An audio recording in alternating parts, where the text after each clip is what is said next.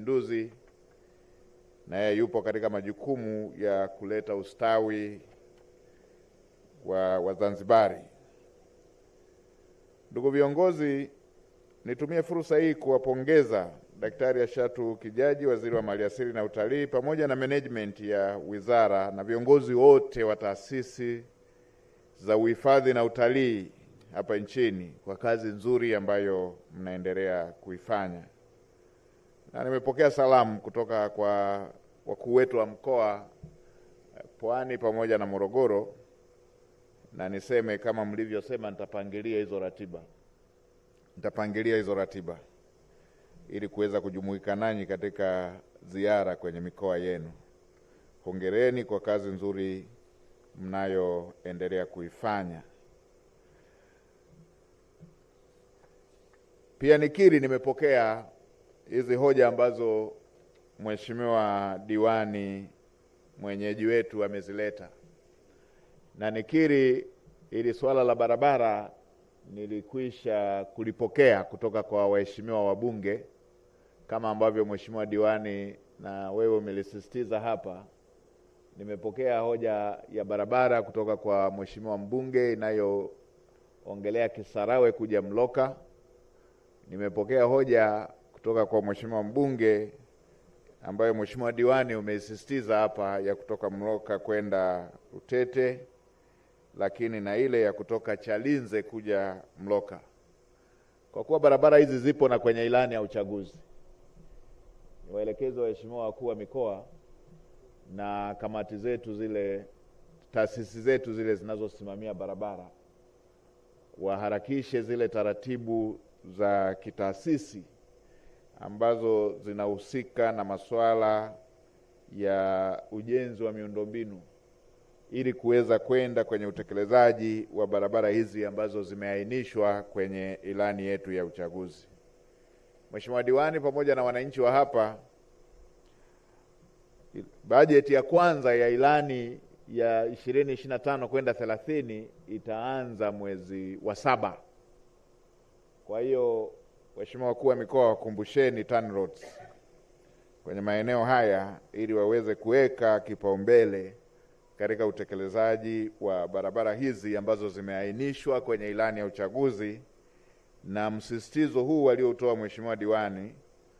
Lakini pia hata wakati napata taarifa ya mwenyeji wetu alielezea umuhimu wa barabara hizi katika kuweka chachu ya kukuza utalii katika hifadhi yetu hii. Kwa hiyo Mheshimiwa Diwani, tumepokea hoja ulizozitoa. Umeelezea pia kuhusu swala la uvuvi, kwa sababu ya mradi huu kuwa ni mpya, na mtakubaliana nanyi kwamba ni mradi mkubwa sana. Bwawa hili ni kubwa, tunaliita tu bwawa, lakini ukiliangalia ni kama ziwa. Kuna mambo mengi ambayo huwa yanatakiwa yafanyike kabla ya shughuli za aina hiyo kuruhusiwa katika maeneo kama haya. Na mimi nikuombe Mheshimiwa Diwani pamoja na wananchi wako uridhie kutoa muda ili kazi hizo zifanyike kwanza. Masuala mengi ambayo yanahusiana na usalama wa majini uwe umefanyika, tuwe tumejiridhisha na hivyo vitu vyote, na namna ambavyo masuala ya mradi kama huu yanaweza kwenda sambamba na shughuli zingine za kiuchumi kama ambavyo umesema. Kwa hiyo wizara wamepokea, na mimi niwaelekeze washirikishe sekta zote ili waweze kutoa ushauri ndani ya serikali kuhusu namna bora ya kutekeleza ombi hilo ambalo Mheshimiwa Diwani umelileta.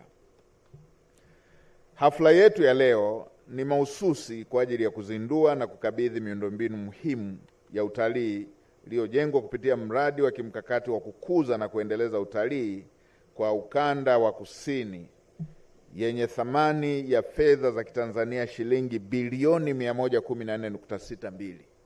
Hili ni jambo kubwa na la kihistoria, na kwa kweli tunatakiwa kumpongeza Daktari Samia Suluhu Hassan kwa maono na kwa kutekeleza mradi huu. Na hii ndio imekuwa sifa ya Daktari Samia Suluhu Hassan. Maneno kidogo, matendo zaidi na yanaonekana.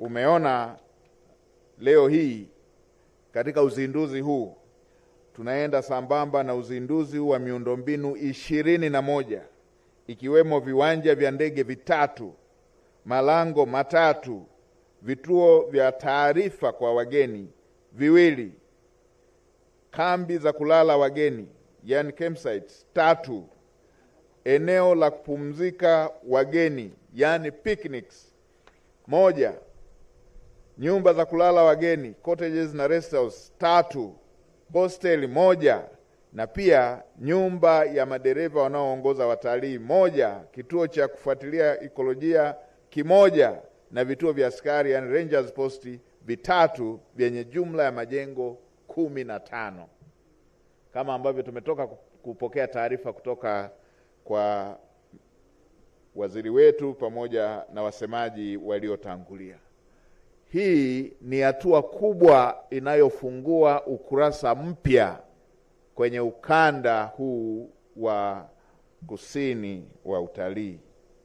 Hiki kimekuwa kilio cha siku nyingi kutoka kwa wananchi wa ukanda wa kusini mwa Tanzania, wakielezea uhitaji wa kuzifungua hifadhi za kusini mwa Tanzania ili kuweza kuhakikisha kwamba huku na kwenyewe kunakuwa na utalii. Nimejulishwa kwamba miradi kama hii imetekelezwa katika maeneo mbalimbali ambayo ni muhimu sana na ya kimkakati kwenye masuala ya kiutalii, ikiwemo ya Iringa, Pwani, kama ambavyo tumeona leo wakuu wa mikoa wote wako hapa, Pwani na Morogoro, mkoa wa Mbeya, mkoa wa Njombe pamoja na Dodoma ambayo iko karibu na hifadhi ya taifa ya Ruaha. Tuna hifadhi kama ya Ruaha, Mikumi, Udzungwa, Nyerere na msitu wa asili wa Kilombero. Yote hii ilikuwa haifikiki kirahisi, licha ya kwamba ilikuwa na vivutio vingi vya asili. Hatua hii ya kuzindua miundombinu hii inaenda kufanya hifadhi hizi ziweze kufikika kiurahisi. Uwepo wa mradi huu utaleta mageuzi makubwa ya kiuchumi na kijamii kwa wananchi zaidi ya 10,000 kutoka vijiji 61 ikiwemo kijiji chetu cha jirani ambacho tumeona uwakilishi wake leo kupitia kwa Mheshimiwa Diwani. Ninapenda kuhakikishia kuwa serikali itaendelea kuweka mazingira wezeshi na rafiki katika kuendeleza sekta hii ya uhifadhi na utalii kwa kuweka sera ambazo zitawezesha sekta binafsi kuwekeza zaidi katika maeneo haya ya uhifadhi na utalii kwa maslahi mapana ya taifa letu. Wakati napewa briefing, nimeelezewa uhitaji mkubwa wa kuendelea kuwekeza katika maeneo ambayo yataleta muunganiko mkubwa katika sekta hii ya utalii, ikiwemo maeneo ya kulala wageni pamoja na mengineyo. Mtakumbuka kuwa serikali imeendelea kuwekeza katika miundombinu mbalimbali ikiwemo ununuzi wa magari 61 kwa ajili ya shughuli za utalii na doria. Vile serikali imenunua jumla ya mitambo mikubwa 18 na maroli 46, matrekta 7 na vifaa vinginevyo mbalimbali kwa ajili ya kuendeleza sekta ya uhifadhi na utalii. Serikali imeanzisha vikundi vya kujikwamua kiuchumi na kuvipatia fedha na mitaji. Aidha, imetoa fedha za miradi, uhifadhi wa masomo, tafiti mbalimbali za wanyamapori, utunzaji wa mazingira. Na serikali haikuishia hapo tu, imetenga fedha kwa ajili ya uboreshaji wa skimu za umwagiliaji na utangazaji wa utalii kama ambavyo mmetoka kusikia kauli kutoka kwa Mheshimiwa Waziri. Hii imeendelea kuwa sifa ya Daktari Samia Suluhu Hassan pale ambapo pana changamoto anazitafutia ufumbuzi. Kwa miaka yote hatukuwa na mitambo ambayo iko chini ya taasisi zetu hizi za uhifadhi, lakini katika miaka yake minne amenunua mitambo mikubwa 18, maroli 46 na matrekta 7, vikiwemo na vifaa vingine kwa ajili ya uhifadhi, kuhakikisha hifadhi zetu zinafikika na zinapitika. Pamoja na kuendeleza shughuli za utalii, serikali imeendelea kuhakikisha kuwa jamii za Watanzania katika maeneo mbalimbali wanapata manufaa ya kiuchumi na kijamii, na kwa msingi huo serikali inayoongozwa na Daktari Samia Suluhu Hassan ilitoa shilingi milioni 352.2 kwa ajili ya kukamilisha mradi mkubwa wa maji katika kijiji cha Mloka, ambapo kulikuwepo na shida kubwa awali kabla ya mradi huo, ambapo kwa sasa umefikia 95% na utekelezaji unalenga kuwanufaisha wananchi 12,514. Mheshimiwa Diwani, nadhani unautambua mradi huu. Yes. Kadhalika tumeongelea swala la barabara. Katika kuimarisha usafiri na usafirishaji, serikali imetekeleza miradi ya barabara yenye thamani ya zaidi ya shilingi bilioni 2 kwa ujenzi wa barabara ya Mwaseni Mloka kwa kiwango cha lami, changarawe na teknolojia mbadala, na kufungua barabara ya Naminyuli Ruhoi na barabara za Mloka. Serikali itaendelea kutekeleza ujenzi wa barabara hizi zingine ambazo Mheshimiwa Diwani umezisema na ambazo zimekuwa zikipigiwa kelele na wabunge majirani wa maeneo haya, mbunge wa Kisarawe, mbunge wa Rufiji na mbunge wa Chalinze. Aidha, serikali ipo katika hatua za usanifu kwa ajili ya utekelezaji wa soko la kisasa katika kijiji cha Mloka. Hii na yenyewe itakuwa hatua nyingine ya kubadilisha mji wa Mloka na kufanya uwe wa kisasa na uendane na mandhari hii ya ujirani na hifadhi hii kubwa ambayo itaenda kuleta mageuzi makubwa ya kiuchumi. Ndugu viongozi pamoja na wananchi, sote tunafahamu kuwa mara kadhaa kumejitokeza changamoto za wanyama kuharibu mazao na hata kukatiza uhai ya maisha kwa wapendwa wetu. Mojawapo ya mafanikio yaliyofikiwa katika siku 100 katika sekta ya maliasili na utalii kwenye ahadi za Mheshimiwa Rais za kutekeleza baadhi ya miradi ndani ya siku 100, serikali imeandaa mkakati mpya wa kitaifa wa kusimamia utatuzi wa migogoro baina ya binadamu na wanyamapori wa miaka 10, yani 2025 2026 hadi 3035 3036, ili kulinda wananchi na kuhakikishia usalama wa mali zao.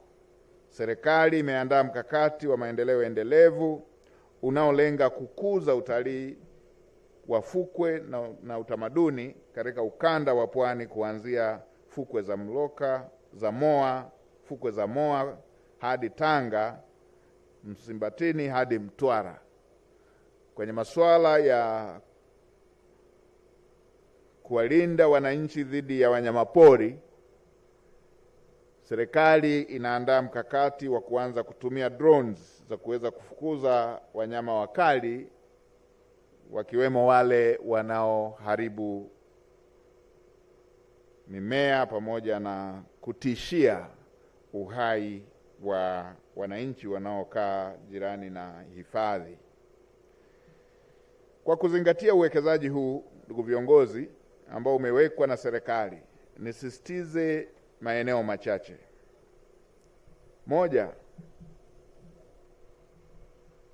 mamlaka zote zinazohusika, hakikisheni miundombinu hii yenye gharama kubwa inatunzwa vizuri kwa kulindwa na kukarabatiwa mara kwa mara. ili kuwezesha nchi yetu kufikia malengo ikiwemo kuongeza pato linalotokana na utalii na kutoa ajira kwa watu wetu.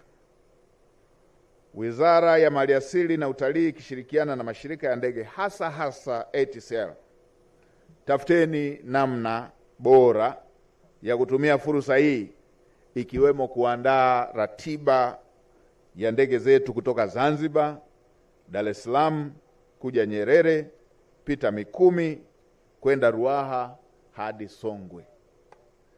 Hii inaweza ikawa ruti ambayo inaweza ikachochea watalii. Imejenga viwanja vya ndege na miundombinu mingine ya utalii yenye ubora wa hali ya juu ambayo iko tayari kutoa huduma zote. Hivyo basi sekta binafsi ihakikishe inachangamkia fursa hii ili iweze kupata faida kutokana na uwekezaji huu mkubwa ambao serikali imewekeza. Hii ndiyo maana halisi ya ubia, kwamba serikali inatengeneza miundombinu wezeshi na sekta binafsi ichangamkie fursa hiyo ambayo itakuwa na tija kubwa.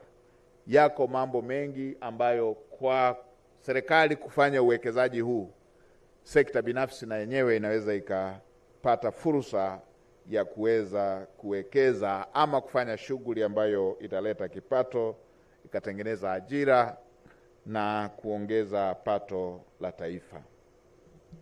Wananchi na wakazi wote wa maeneo ya hifadhi yaliyopitiwa na miradi hii, hakikisheni kuwa mnakuwa watu wa kwanza kuchangamkia fursa zinazojitokeza pamoja na kulinda miundombinu hii. Kile nilichokisema kwa sekta binafsi na kisema pia kwa wenyeji wetu, kwamba jambo ambalo linaweza likafanywa na sekta binafsi, msiliache likaja likachukuliwa na mtu kutoka mbali, ili hali na ninyi mnaweza mkafanya jambo hilo kwa kukuza uchumi na kuongeza kipato katika jamii yenu. Uongozi wa mkoa pamoja na wilaya utumie kikamilifu udhibiti wa migogoro ya wakulima na wafugaji, kuhakikisha kuwa viongozi wa vijiji wanasimamia na kuhakikisha wanadhibiti vitendo vya mifugo kuingizwa katika maeneo ya wananchi ambayo yana mazao bila utaratibu. Nimepewa taarifa katika baadhi ya maeneo kumekwepo na mizozo ya aina hiyo, tena mingine nafanyika kwa kiburi tu. Huo sio utaratibu. Nchi yetu inaendeshwa kwa sheria, kila mtu azingatie sheria. Tukitimiza wajibu wote, kila mmoja akatimiza wajibu, kila mmoja akapata haki yake, tutajihakikishia amani katika maeneo yetu. Hizi taratibu ambazo zinafanyika za baadhi kwenda katika maeneo kinyume cha taratibu, sehemu zingine wanafanya virushwa kwa baadhi ya watu na inakuwa na athari kwa jamii nzima. Haya ni mambo yanayochochea uvunjifu wa amani. Wakuu wa mikoa katika maeneo yote ambayo yana viashiria vya aina hii, shughulikieni matatizo hayo, na kama mnaona yanawazidi nguvu, shirikisheni na wizara za kisekta ili kuweza kuhakikisha tunapata ufumbuzi utakao wahakikishia wananchi wetu amani, usalama na utulivu, na kila mmoja afanye shughuli yake ya kujiletea maendeleo bila matatizo. Mipango matumizi bora ya ardhi yakamilishwe kwa kuzingatia mahitaji yaliyopo. Kila kijiji na wilaya kufanya sensa na usajili wa mifugo iliyopo ili kuweza kuianisha na eneo lililopo. Napenda kutumia fursa hii kusisitiza kwa dhati umuhimu wa kulinda na kuimarisha amani ya nchi yetu, ambayo ni tunu kubwa tuliorithi kutoka kwa waasisi wa taifa letu, ambayo bila hiyo tunu, bila huo mshikamano, bila huo usalama na bila huo utulivu, hatuwezi tukatekeleza mpango wote wa maendeleo, na wala hatuwezi kuleta maendeleo hata ya mtu mmoja mmoja. Amani, mshikamano na usalama na utulivu ndio msingi utakaojenga taifa lenye mafanikio na umoja, na kukuza uchumi na kuwezesha wananchi kutekeleza shughuli za maendeleo ili kuweza kujiletea maendeleo na kuliletea taifa letu maendeleo. Tanzania imeendelea kuthamini umuhimu wa amani, usalama na utulivu kama njia ya kukuza umoja wa kitaifa na nguvu ya ushirikiano wa kikanda na kimataifa. Tuweke mbele uzalendo na tuendelee kulinda amani, umoja na mshikamano wetu kama nguzo kuu ya kulinda uhuru, rasilimali zetu na mustakabali wa taifa kwa ujumla. Ndugu viongozi, ninapohitimisha, ninapenda tena kuwapongeza viongozi wa Wizara ya Maliasili na Utalii kwa kuhakikisha mradi huu unakamilika kwa kiwango hiki kizuri. Nilikuwa nateta na babu yangu pale, akanipa dondoo kwamba teknolojia na aina ya materials zilizotumika kujenga uwanja huu ni za kisasa na za tofauti, na kwamba hata mvua ikinyesha bado tutakuwa na uhakika wa matumizi ya uwanja. Hili ni jambo kubwa na ni jambo la kujivunia. Hiyo ni kazi nzuri, na hizo ndo standard za Samia. Hatua hii ni muhimu katika kuhakikisha kuwa fursa za utalii kusini mwa Tanzania zinafunguliwa. Na baada ya kuwa nimeyasema haya, nitamke rasmi kuwa miundombinu hii kama ambavyo tumebainishwa hapa imezinduliwa rasmi na kukabidhiwa rasmi kwa Wizara ya Maliasili na Utalii na taasisi zake, ikiwepo TANAPA pamoja na TFS pamoja na taasisi zingine jumuishi ambazo ziko ndani ya Wizara ya Maliasili na Utalii kwa ajili ya kutoa huduma bora kwa watalii wa ndani na nje ya nchi. Asanteni sana kwa kunisikiliza na nawatakia kila la heri. Asanteni sana.